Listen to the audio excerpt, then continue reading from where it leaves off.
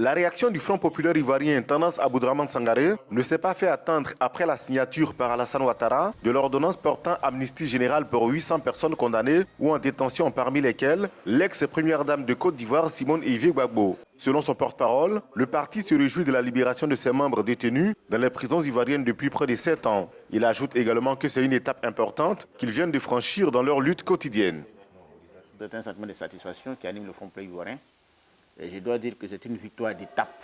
L'annonce de la libération de la première dame, Simone Eivie Gbagbo, a enthousiasmé l'ensemble du peuple de Côte d'Ivoire.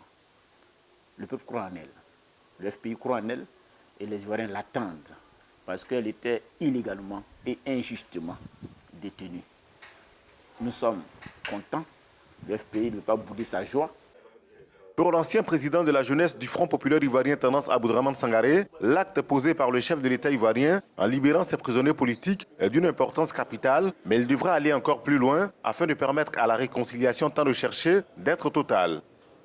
Nous aurons encore près de 60 prisonniers militaires qui resteront encore détenus. Nous avons encore le président Laurent Gbagbo et le ministre Charles Blé Goudé qui sont encore en prison. Nous avons donc la réconciliation à reconstruire. Nous avons à faire vivre, à faire fraterniser les Ivoiriens les uns avec les autres. Nous avons du chemin à parcourir.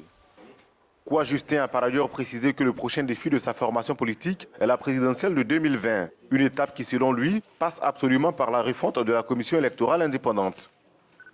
Nous attendons maintenant qu'il convie le FPI, qu'il convie l'opposition, qu'il convie la société civile à une table de discussion pour qu'ensemble, on voit quel contenu nouveau donner à la CEI. Nous nous organisons pour gagner les élections démocratiquement en 2020. Sur les 800 personnes concernées par l'amnistie, environ 500 sont déjà en liberté provisoire ou en exil et elles verront leur condamnation pénale effacée. Il en sera de même pour les 300 autres détenus qui seront libérés très prochainement.